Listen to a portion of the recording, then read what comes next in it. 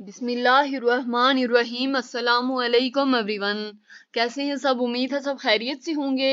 अल्लाह हम सबको अपनी हिफ्ज़ व अमान में रखे। तो माय डियर स्टूडेंट, आज हमारा 9th क्लास बायोलॉजी में चैप्टर नंबर 2 का लेक्चर नंबर 5 है, जिसमें आज हम डिस्कस करेंगे डिस्कवरी ऑफ क्विनाइन।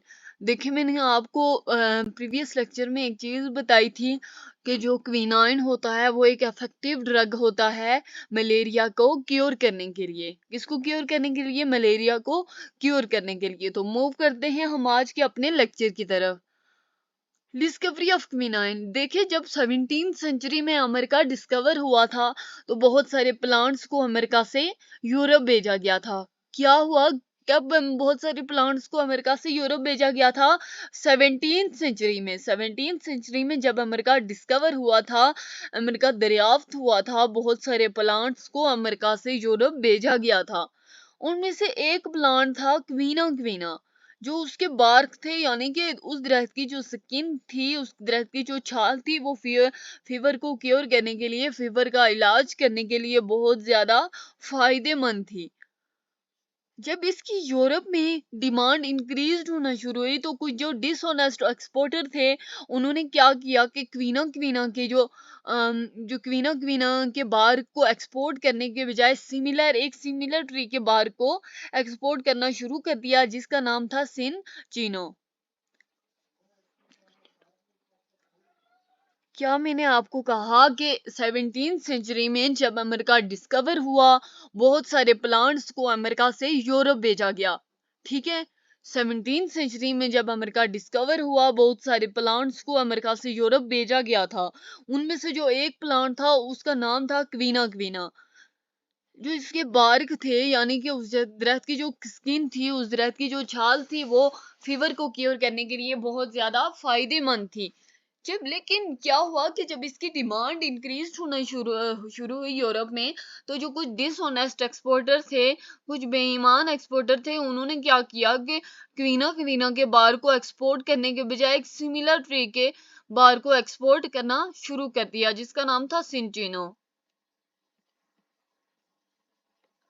एक दफा हम इस स्लाइड को रिवाइज कर लेते हैं कि in the 17th century when America was discovered, many plants were sent from America to Europe.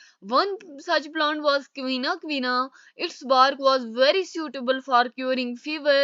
When its demand increased in Europe, some dishonest exporter began to export the bark of similar trees in China in the place of Quina quina. Move करते हैं अपनी next slide की तरफ।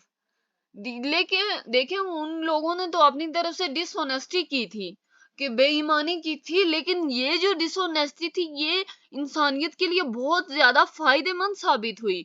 क्योंकि ये जो सिन चिनों के bark थे, जो सिन चिनों की दरख्त की छाल थी, उसने क्या किया कि मलेरिया को ट्रीट करने में बहुत ज्यादा अच्छा साबित हुआ। देखिए, उन्होंने अपनी तरफ से तो डिसऑनेस्टी की, लेकिन कहते हैं कि रब जिस चीज को बचाना चाहे, उस चीज को कोई भी नहीं बिगाड़ सकता। तो देखें, ये डिसऑनेस्टी भी मैनकाइंड के लिए, पूरी इंसानियत के लिए वैल्यूएबल साबित हुई।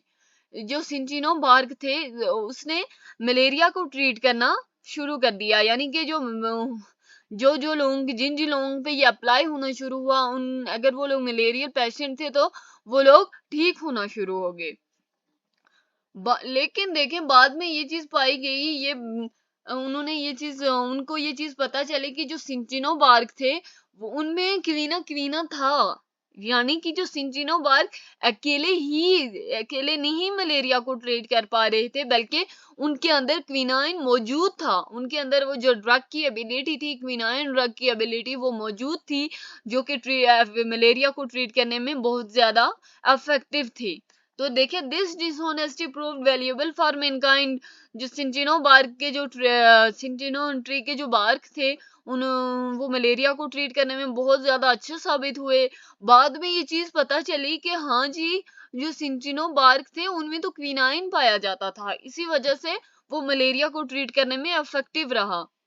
देखिए, जो क्विनाइन था, वो सिर्फ एक अकेली रेमेडी है। यानी कि 17th सेंचुरी से 20th सेंचुरी के दरमियान की अगर हम बात करें, तो मलेरिया को ट्रीट करने के लिए सिर्फ एक ही ड्रग था, सिर्फ एक ही ड्रग था, वो कौन सा था? क्विनाइन।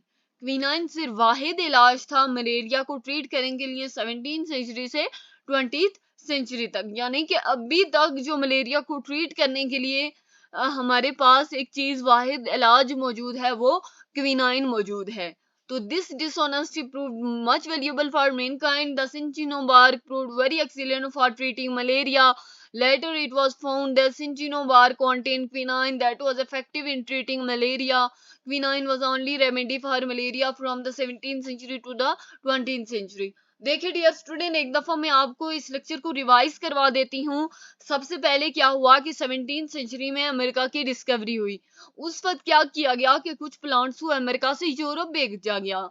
अब क्या हुआ कि उनमें से जो एक प्लांट था क्वीना क्वीना, उसने वो बहुत अच्छा साबित हुआ फीवर को ट्रीट करने के लिए, फीवर का इलाज करने के लिए, फीवर को क्योर करने के लिए। तो फिर क्या हुआ कि जब लोगों को पता चला कि हाँ ये क्योर करने के लिए अच्छा है, तो इसकी जो यूरोप में थी डिमांड इंक्रीज होती गई।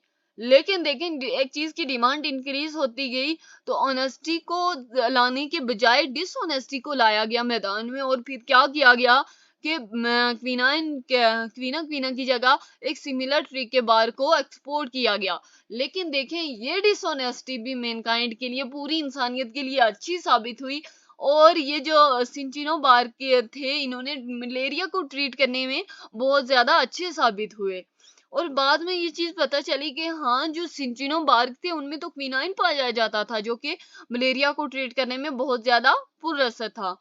क्विनाइन जो था वो सिर्फ एक अकेली रेमेडी है 17th सेंचुरी से लेके 20th सेंचुरी तक। यानी कि अगर मलेरिया के ट्रीटमेंट की हम बात करें through out the 17th century, तो हमारे पास एक वाहिद इलाज है, वो कौन सा है? क्विनाइन।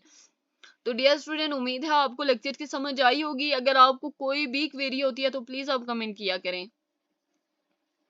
थैंक्स फॉर वॉचिंग, मिलते हैं नेक्स्ट वीडियो में।